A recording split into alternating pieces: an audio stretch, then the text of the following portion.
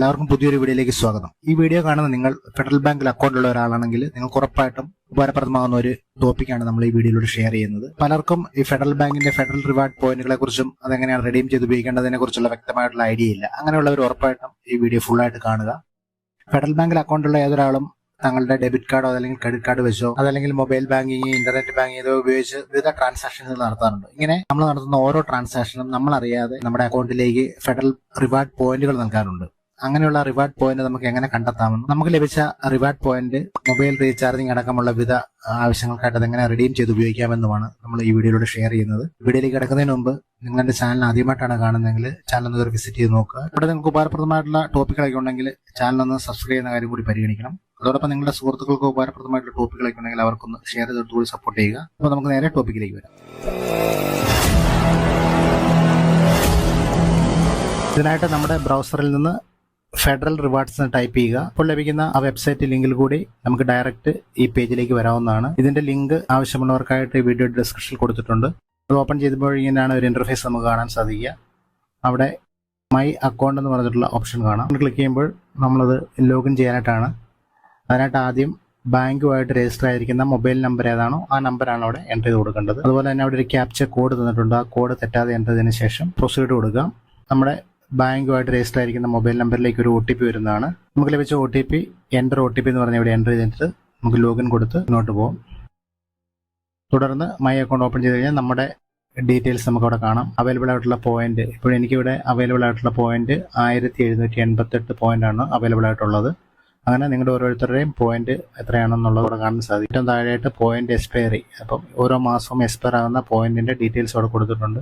അവിടെ points earned എന്ന് പറഞ്ഞിട്ടുള്ള ഒരു ഓപ്ഷൻ ഉണ്ട്. അത് ക്ലിക്ക് ചെയ്ത് കഴിഞ്ഞാൽ നമുക്ക് ഈ പോയിന്റ്സ് എങ്ങനെയൊക്കെയാണ്, ഏതൊക്കെ ട്രാൻസാക്ഷൻ വഴിയാണ് നമുക്ക് പോയിന്റ്സ് ഏണായത്, എത്ര പോയിന്റാണ് ഏണായത്, അങ്ങനെയുള്ള കാര്യങ്ങളെല്ലാം നമുക്ക് അവിടെ നിന്ന് അറിയാനായിട്ട് സാധിക്കും. ഇവിടെ ഷോപ്പിംഗ് പോയി കഴിഞ്ഞാൽ അവിടെ ഓരോ ഫീച്ചേർഡ് പ്രൊഡക്ട്സ് ആയിട്ട് ഓരോന്ന് കൊടുത്തിട്ടുണ്ട്. അതിന് അവൈലബിൾ ആയിട്ടുള്ള പോയിന്റ് അവിടെ കൊടുത്തിട്ടുണ്ട്. ഈ പോയിന്റ്സ് അവൈലബിൾ ആണെന്നുണ്ടെങ്കിൽ അതനുസരിച്ചുള്ള പ്രൊഡക്റ്റ് അതിനുണ്ടെങ്കിൽ കോപ്പി ചെയ്യാനായിട്ട് സാധിക്കും.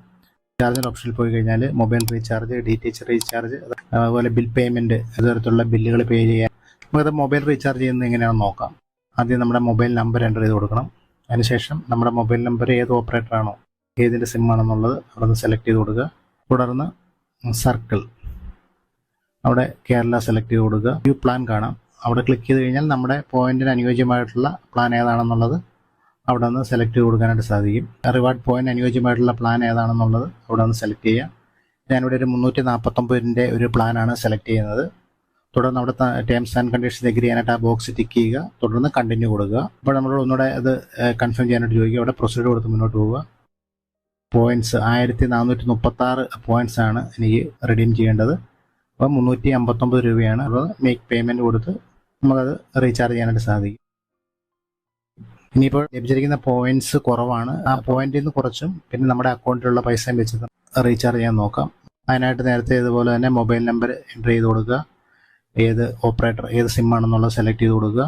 തുടർന്ന് സർക്കിൾ കേരള സെലക്ട് ചെയ്യുക. ഒരു പ്ലാൻ ചൂസ് ചെയ്യുക. 666 ഒരു പ്ലാനാണ് ഞാൻ സെലക്ട് ചെയ്യുന്നത്. ടേംസ് ആൻഡ് കണ്ടീഷൻ എഗ്രി ആയിട്ട് ബോക്സ് ടിക്ക് ചെയ്യുക. തുടർന്ന് കണ്ടിന്യൂ കൊടുക്കുക. പ്രൊസീഡ് കൊടുത്ത് മുന്നോട്ട് പോവുക.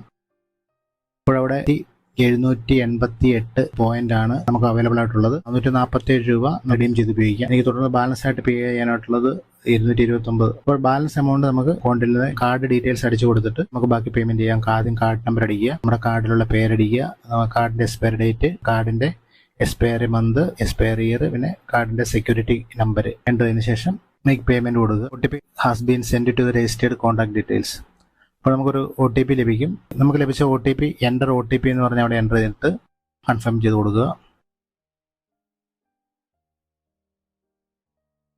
വീണ്ടും ഒരു OTP ഇങ്ങോട്ട് ലഭിക്കും. ആ OTP അവിടെ എൻ്റർ ചെയ്തതിന് ശേഷം വെരിഫൈ കൊടുക്കുക. കാണാം സക്സസ്. അപ്പോൾ നമുക്ക് അതിൻ്റെ റിസിപ്റ്റ് കാണണമെന്നുണ്ടെങ്കിൽ വ്യൂ റിസിപ്റ്റ് ക്ലിക്ക് ചെയ്ത് കഴിഞ്ഞാൽ അതിൻ്റെ റിസിപ്റ്റും കാണാൻ സാധിക്കുന്നതാണ്. ഈ രീതിയിൽ നിങ്ങൾ ഓരോരുത്തരും നിങ്ങളുടെ അക്കൗണ്ട് ചെക്ക് ചെയ്ത് നോക്കുക. നിങ്ങളുടെ എല്ലാവരുടെ അക്കൗണ്ടിൽ ഇങ്ങനെ പോയിന്റുകൾ കാണും. വെറുതെ എക്സ്പയർ ആയി പോകാതെ അത് യൂസ് ചെയ്യാനായിട്ട് ശ്രദ്ധിക്കുക. അപ്പോൾ വീഡിയോ നിങ്ങൾക്ക് ഉപകാരപ്രദമാണെന്ന് വിചാരിക്കുന്നു. വീഡിയോ ഫുള്ള് കണ്ടതിന് ശേഷം നിങ്ങൾക്കുണ്ടാകുന്ന സംശയങ്ങളും നിർദ്ദേശങ്ങളും കമന്റ് ബോക്സിൽ പങ്കുവയ്ക്കുമെന്ന് വരുന്നു. അപ്പോൾ നമുക്ക് പുതിയൊരു വീഡിയോയിൽ പുതിയൊരു ടോപ്പിക്കുമായിട്ട് കാണാം. അതുവരെ ടേക്ക് കെയർ ആൻഡ് ബൈ.